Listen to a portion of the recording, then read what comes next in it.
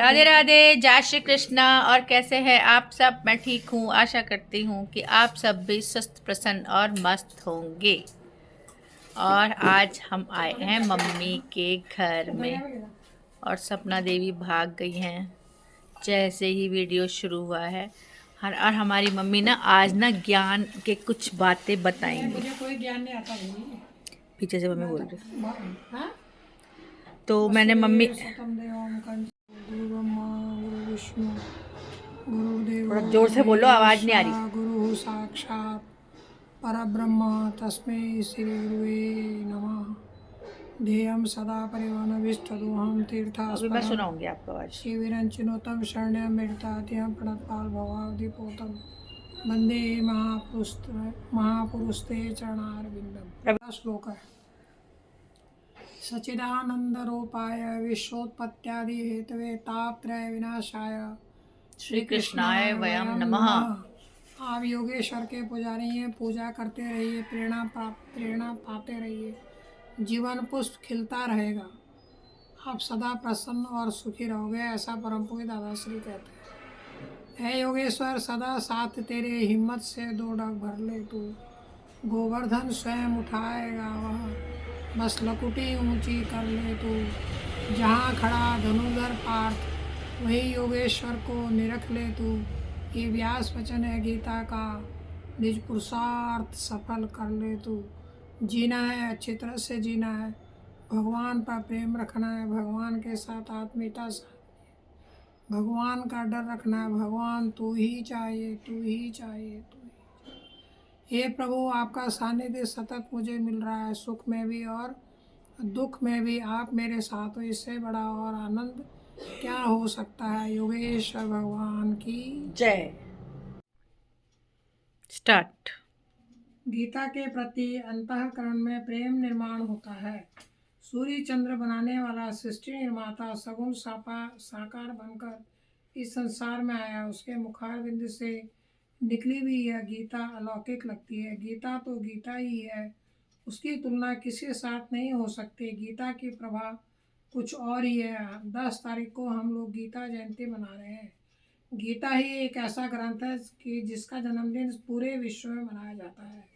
हमारे हमारे इतने सारे ग्रंथ हैं, लेकिन किसी भी ग्रंथ का जन्मदिन मनाया नहीं जाता, सिर्फ एक गीता का ही जन्मदिन मनाया जाता है, क्योंकि गीता भगवान ने अपने मुंह से गाई है।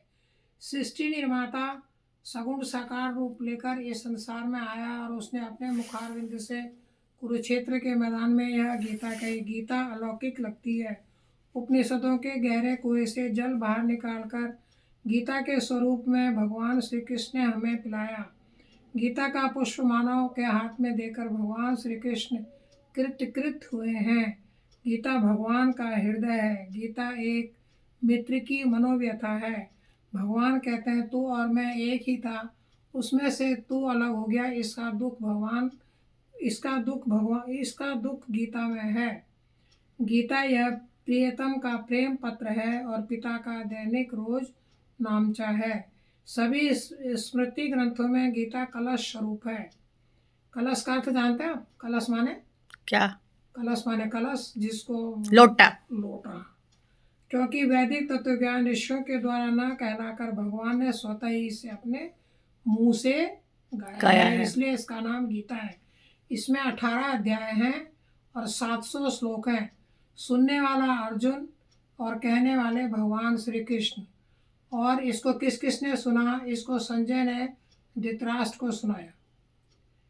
तो कितने कितने पात्र हो गए? दो कहने वाले और 2 सुनने वाले। बस कितना मिनट हुआ? गीता मुझे बहुत प्यारी लगती है। गीता के प्रति अंतःकरण में प्रेम निर्माण होता है, क्योंकि गीता मेरी माँ है। जिस प्रकार माँ से या बच्चे को अत्यधिक प्रेम होता है, वैसे ही गीता देकर हम दादा श्री ने हमारा जीवन धन्य धन्य किया है। गीता मैं रोज पढ़ती हूँ। गीता पढ़कर ही मैं आज खड़ी हुई हूँ, क्योंकि मुझे अब लगता है कि कोई मेरे साथ है, भगवान मेरे साथ है, रात दिन मेरी सेवा करता है। मैं अकेला नहीं हूँ, क्योंकि गीता में भगवान ने स्वयं अपने मुँह से कहा है, सर्वस्य चाहम हृदय सन्निविष्टः, मैं सबके हृदय में समान रूप से स्थित हूँ। भगवान कहते हैं गीता में कि तू अकेला नहीं है, मैं तेरे साथ हूँ। बस आज के बाद आज मैं इतना ही बोलती हूँ। अगले बार फिर कभी भगवान मौका देंगे तो मैं गीता के बारे में और विस्तार से बताऊंगी। धन्यवाद। भक्त की कहानी सत्य घटना है ये। हाँ, एक मलुक दास जी थे, वो भगवान पर बिल्कुल विश्वास नहीं करते थे।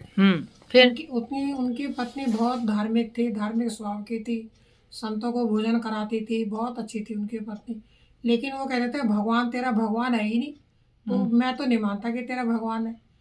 कि उनके दरवाजे में एक बार एक संत आए। संत ने उनको कहा कि ऐसे ऐसे भगवान की पूजा क्या करो, पाठ क्या करो। उन्होंने कहा जी मैं तो नहीं मानता भगवान को। तो संत कहने लगे अच्छा ये बात है कि तुम बिना खाना खाए रह सकते हो? कि हाँ कि रह सकता हूँ, कि चलो शर्त लगाते हैं। तो वो कहते हैं, मलुकदास कहते हैं कि मैं किसी भी हालत में खाना नहीं खाऊंगा आज के दिन। हाँ, आज मैं किसी भी हालत में खाना नहीं खाऊंगा। देख उनकी पत्नी को ये बात पता नहीं चली। देखते हैं तुम्हारा भगवान मुझे खाना खिलाता है ही कि नहीं। हाँ। उनकी पत्नी को ये बात मालूम नहीं थी। तो क्या कहते हैं, वो खाना आना बना के लाए, बड़े प्यार से बोलने लगी मलुकदास को, भाई खाना खा लो, 12 बज के देर हो गई है, अंधेरा। वो क्या कहते हैं इतने देर तक भूखा नहीं रहना चाहिए, भूखा शरीर अच्छा नहीं होता। वो चिढ़ने लगे, कह रहे नहीं मैं आज बिल्कुल ही नहीं खाऊंगा। तो कह भाई आज देखते हैं कि तेरा भगवान मुझे खाना खिलाता है कि नहीं। तो वो इधर उधर टहलने लगे, कहने लगे कि ये तो मानेगी नहीं, जिद्दी औरत है, मुझे खाना खिला के छोड़ेगी। वो एक जंगल में चले गए, पेड़ के ऊपर बैठ गए छुप करके। नहीं जंगल में चले गए। हाँ। जंगल में चले गए, वहाँ एक बहुत बड़ा बरगद का पेड़ था, उसके नीचे बैठ गए। अब उनको डर लगी। उनकी पत्नी आई, पीछे से देखा तो यहाँ बैठे हुए। उसने जो है पेड़ पे उनके रोटी सब्जी जो थी वो टांग दी और उनको बोला देखो भूख लगी है तो खा लेना, नहीं लगेगी तो मत खाना। अच्छा अच्छा, ये था। हाँ, भूख लगेगी तुम्हारे हिस्से का खाना मैंने यहाँ टांग दिया है। कल को भाई मुझे भगवान को जवाब देना है तो मैं क्या जवाब दूंगी। तो मलुकदास जो है पेड़ के नीचे बैठ रहे, खाना ऊपर टंग गया। और भगवान की लीला देखो, भगवान अपने भक्तों को कैसे बचाते हैं, कैसे उनका उद्धार करते हैं, क्योंकि भगवान जो है भक्त के बस में है। उतने में भगवान ने क्या किया, 2-4 डाकुओं को वहाँ भेजा। तो वो कहने लगे चलो गांव में लूट लाट करके आएंगे, खाना ना खा के आएंगे। तो देख, और वो रास्ते में वो पड़ता था, मलुकदास पेड़ के नीचे बैठे थे।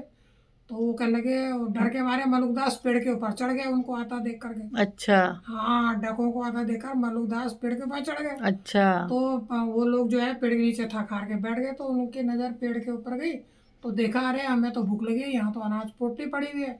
इधर उधर पेड़ के ऊपर झांका झोंका उन्होंने, तो देखा यहाँ तो आदमी बैठा है। तो वो कहने लगे ये जरूर जो है डाकू होगा, और इसमें पोटली भोजन रख करके हमें को अपने बस में करने के लिए इसमें जहर मिला दिया होगा। हाँ, क्योंकि हम तो ऐसा तो खाएंगे नहीं, जब हम जहर वाला खा लेंगे मर जाएंगे तो ये हमें लूट के घर चला जाएगा।